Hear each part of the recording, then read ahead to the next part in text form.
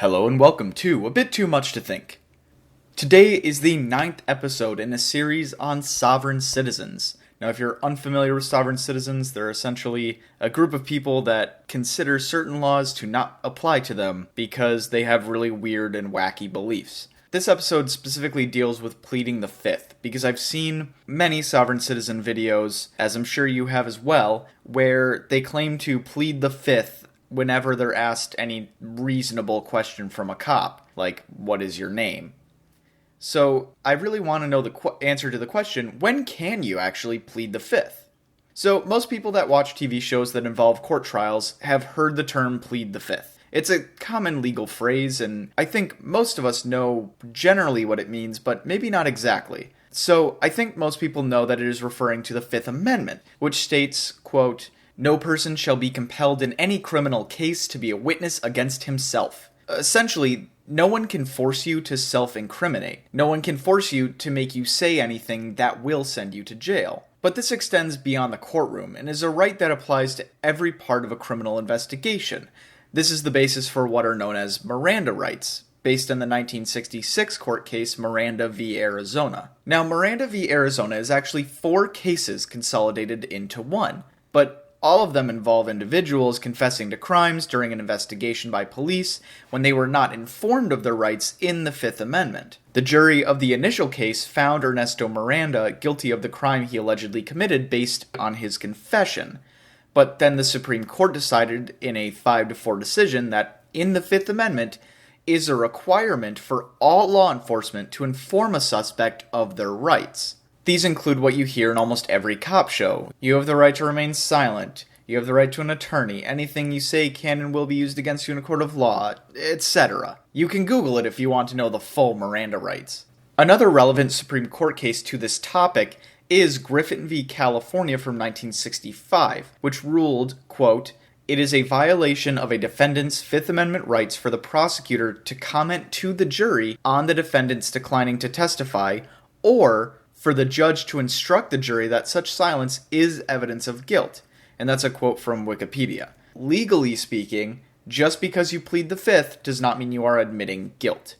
I think the connection is rarely made between the Fifth Amendment and invoking your right to remain silent when arrested, when brought in for questioning, whatever. Pleading the fifth really only applies to the court, and Miranda rights apply during a police investigation, but they both fall under the umbrella of the Fifth Amendment. So technically you could say the right to remain silent, when you invoke it, you basically are pleading the fifth.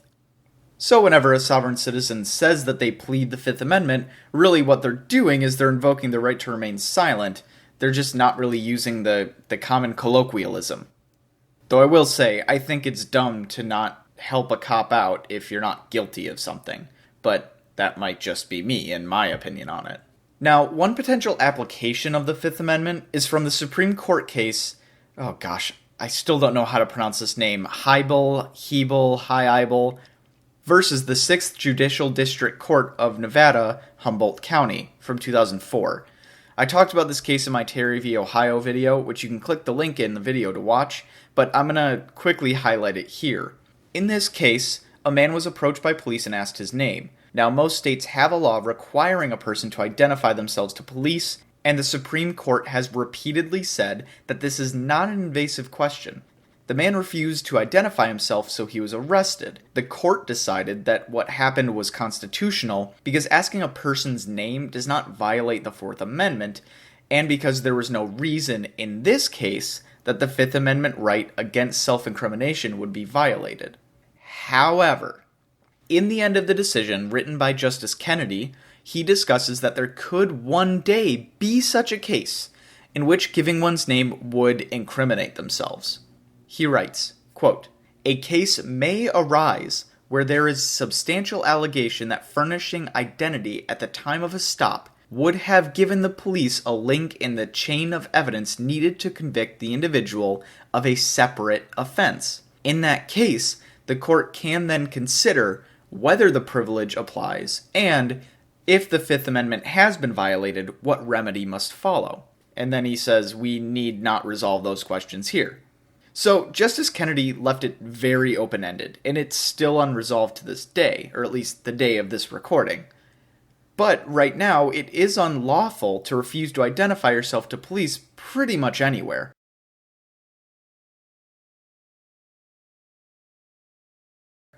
And again, Justice Kennedy says it would be a specific case, where giving one's name would actually be giving enough evidence to convict, and that would be a weird case. So, for now, sovereign citizens, obviously, you cannot just plead the fifth when you want to. You do always have the right to remain silent, but that's only really when getting arrested, and under most states' law, you can't say you're pleading the fifth just by giving your name. That Supreme Court case hasn't happened yet, if it ever will. So that is a summary of pleading the fifth and how the Fifth Amendment works when being questioned by police. And a little bit there about what the future could be. Who knows? Thank you very much for listening to this episode of A Bit Too Much to Think. If you like this video, leave a like. If you want to see more, subscribe. There's always more sovereign citizen content coming, always in the works. And if you have more thoughts on the topic, feel free to leave a comment. Thank you very much for listening, and have a wonderful day.